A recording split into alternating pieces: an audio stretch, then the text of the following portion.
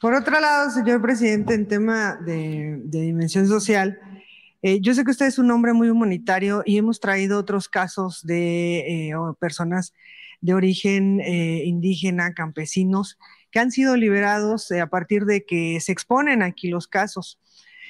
Fíjese que traemos un caso del 2020, cuando estaba la plena pandemia y se cerró todo.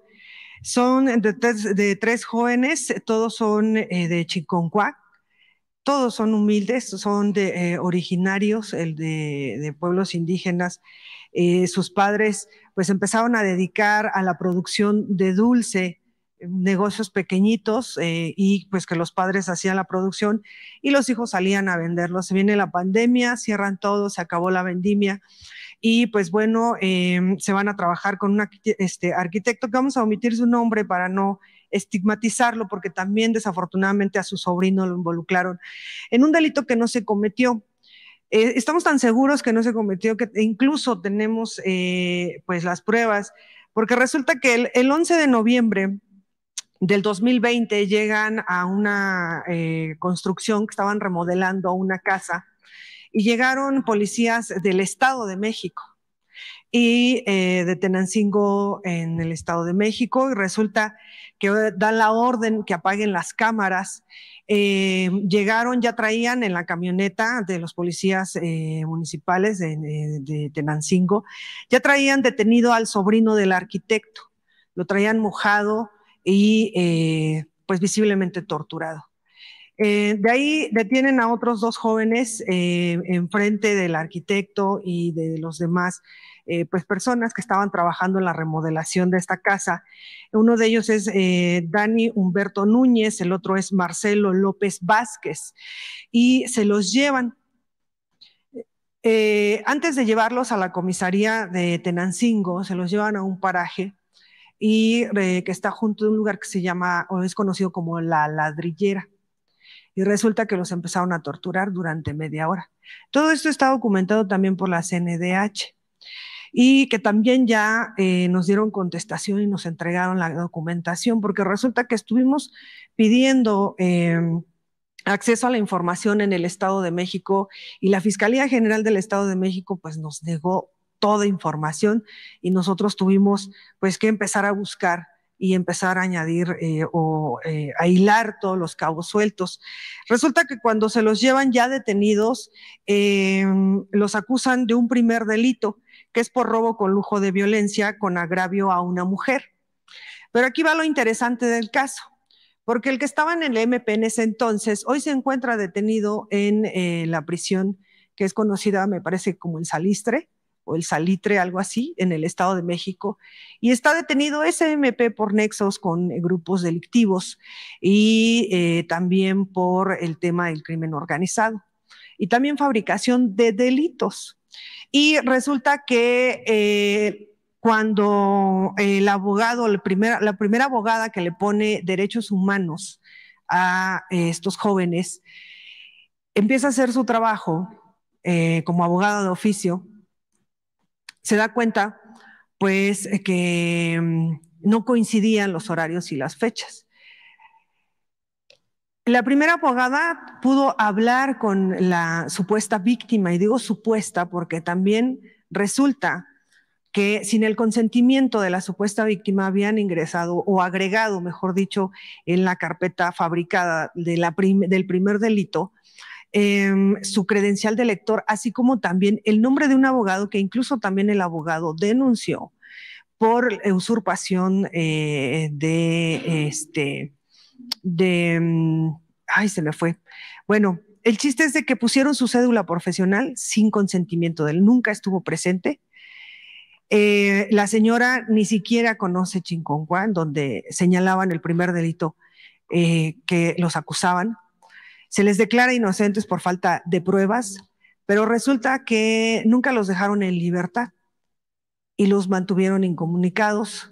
Posteriormente, resulta que los vuelven a reaprender sin haberlos liberado. Todo ese tiempo los mantuvieron en Tenancingo y resulta que le fabrican un segundo delito. por el cual era por robo con lujo de violencia en una casa que estaba ambigua o que es a un lado donde estaban realizando la modificación de la primera casa. Y pues resulta que no coincide con los horarios e incluso hay testigos que los jóvenes se encontraba uno cenando, hay muchísima gente en el pueblo que los vio, mas sin embargo, este MP necesitaba entregar resultados y hay muchos delitos fabricados. Y bueno, el punto es que la familia sin recursos apenas tienen para llevarse a la boca el pan nuestro de cada día. Por haber hecho un trabajo excelente de la primera abogada de oficio, la retiran del caso. Ponen a otra abogada, ella simplemente trata de mantener el caso y de ahí retiran a la abogada y resulta que los dejan en total desamparo y les dan más de 12 años de prisión por un delito que nunca cometieron, porque no coinciden las fechas, los horarios ni los tiempos, no coinciden, no son de acuerdo a lo que mencionan. Pero resulta que nos vamos enterando que la familia que demanda este asalto a una casa, o bueno, a su casa con lujo de violencia, pues son familiares de un exgobernador del Estado de México, que también por tema de seguridad, porque sabemos desafortunadamente cómo está el Estado de México todavía, nos vamos a omitir el nombre para que no vaya a haber represalias para los familiares, porque ya han sido amenazados. Nosotros, pues, abogamos o pedimos si es posible que revisen el caso. Nosotros estamos seguros 100% que son inocentes, no tienen recursos. De verdad es una situación bien complicada porque pues, los padres siempre son los que padecen la situación de los hijos y los padres ya están también enfermando. La mamá de uno de los muchachos ha llegado al grado de vender todo lo poquito que tenía. Usted sabe, abogados que timan a la gente. En fin, nosotros traemos toda la información y ojalá y se le pudiera dar seguimiento. De hecho, vino en el 2021 una de las mamás a Atención Ciudadana y también traemos la copia del recibido y todo. Y pues bueno, no entendemos por qué no se le dio seguimiento a la atención. También en el tema del Estado de México, el señor Seferino Domínguez, resulta que en el 2017 secuestran a su hijo, Seferino Domínguez Villanueva, de 19 años de edad, un joven deportista. Y resulta que por engaños en Facebook lo convocan para que fuera a una expo. Él tenía un coche que poco a poco fue armando para expos. Y resulta que en una plaza comercial en el Lomas Verdes lo secuestraron. Le marcan posteriormente al padre del teléfono de su hijo, ya como por ahí de las 2 de la tarde, y pues le dicen que tenían secuestrado a su hijo. Desafortunadamente asesinaron al joven Seferino Domínguez y resulta que de ahí el padre se empieza a enfrentar a un infierno, porque cosa bien rara lo debo de decir con mucha extrañeza, pero resulta que el gobierno federal interviene y empiezan a apoyar a el señor Seferino y bueno, resulta que al mes que el gobierno federal interviene en ese tiempo, en el 2017, el ACMEFO del Estado de México, sabiendo que un día después del secuestro, el día 28 de junio, encuentran el cuerpo del joven en un paraje, lo mandaron a la fosa común, a pesar de que sabían quién era y ya lo tenían identificado. 3 meses después, el señor, por una publicación que se hizo en redes sociales, se da cuenta que uno de los, o el juego de los rines del coche, correspondían al coche de su hijo. Y de ahí da aviso a las autoridades del gobierno federal y pues bueno, inician la investigación y resulta que detienen tanto a los autores, bueno, al autor material como a los cómplices, como también al autor material del caso.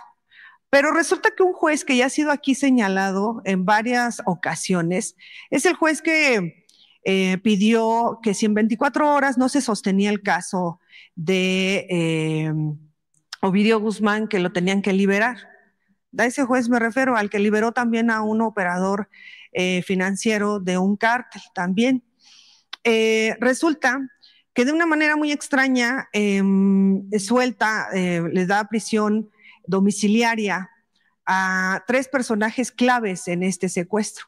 A uno de ellos fue al sicario que le mata al joven. Lo matan porque el joven reconoce a uno de los secuestradores y resulta pues que lamentablemente lo asesinan. Pero resulta que a pesar de todos los alegatos que dio, que incluso también pues son de dominio público el video de ese juicio o de esa audiencia, el juez liberó al autor material y a otros 2 más. Y 24 horas después se escapó.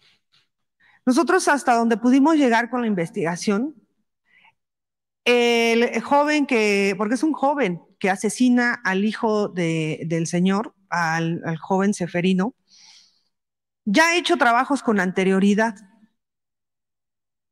Por eso tengo la firmeza de decir que es un sicario.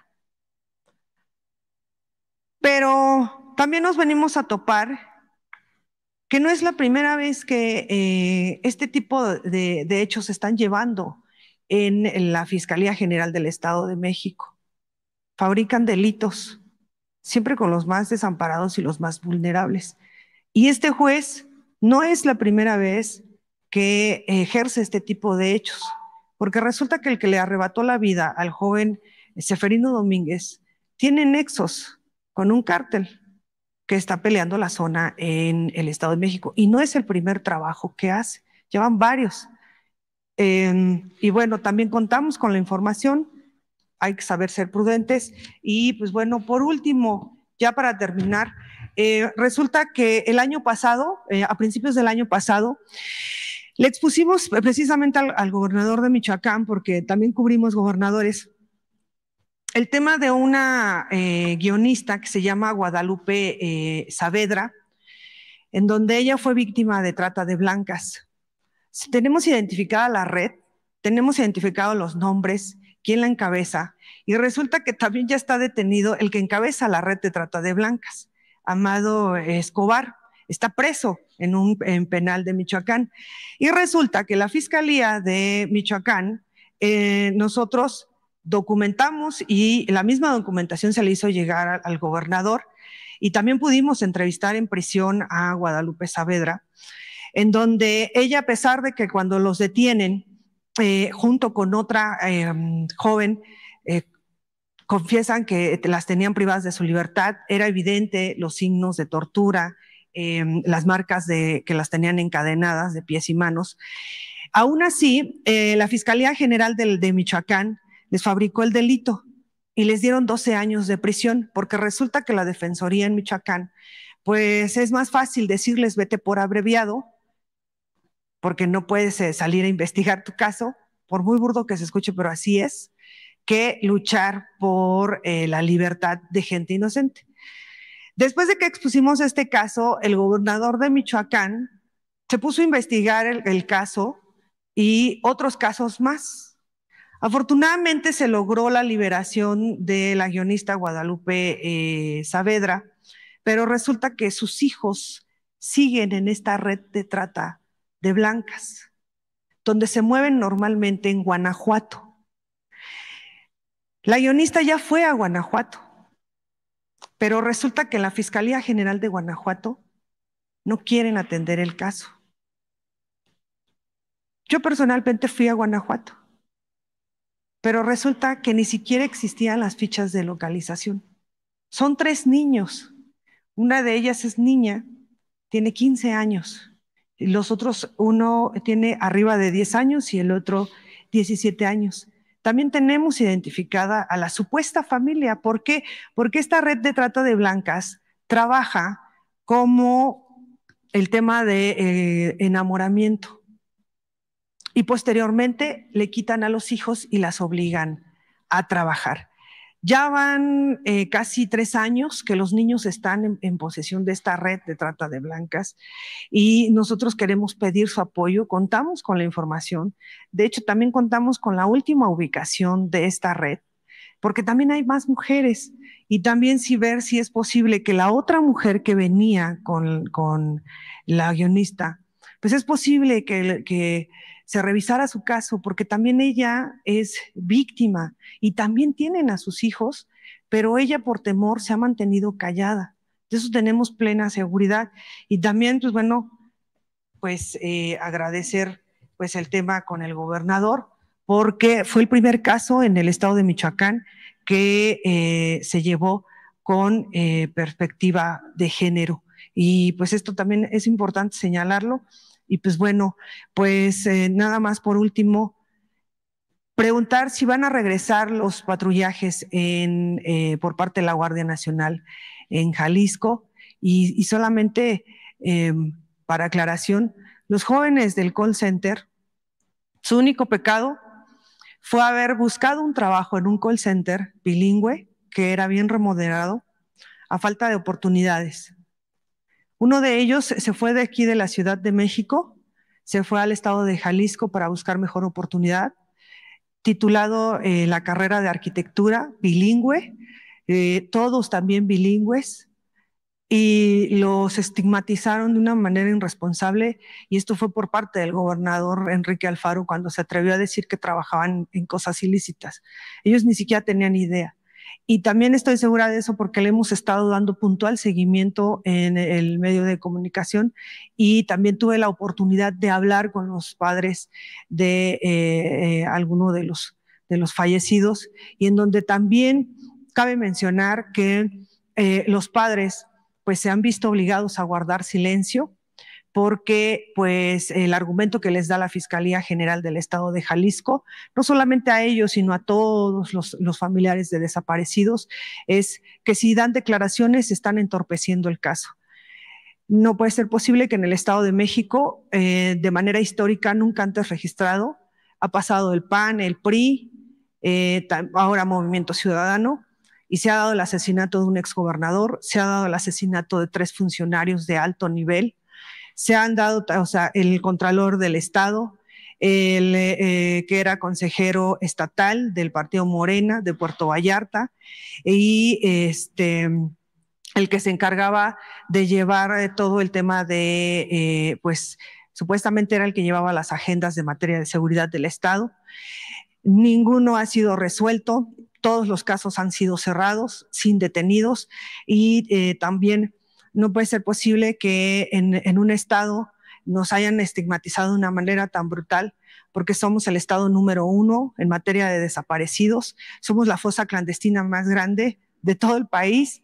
¿Por qué? Porque resulta que se encuentran 100 bolsas de cráneos en Puerto Vallarta, se encontraron 55 bolsas con restos humanos en un barranco, en Tlajomulco de Zúñiga se encontraron, cada semana se están encontrando bolsas con restos humanos. Y lo único que yo puedo decir es que yo estoy consciente que no se está mandando la información real y que se están maquillando cifras y que estoy consciente que pues aquí el gobierno federal pues cae en el tema de confiar en los gobiernos estatales, pero entre la diplomacia del gobierno federal y la desfachatez del gobierno estatal nos están llevando en medio a los tapatíos y a los jaliscienses. Y nosotros no somos personas malas, nosotros no trabajamos con el crimen organizado y no es justo que empiece a estigmatizarse a los desaparecidos y digan, pues es que se encargaban o ve tú a saber en qué estaban. Son personas que desaparecieron sin razón alguna. Muchísimas gracias, señor presidente. Muy bien. Pues ya te escuchamos. Yo pienso que Rosa Isela Rodríguez puede atenderte en los casos que mencionaste, en los 4 casos que denunciaste.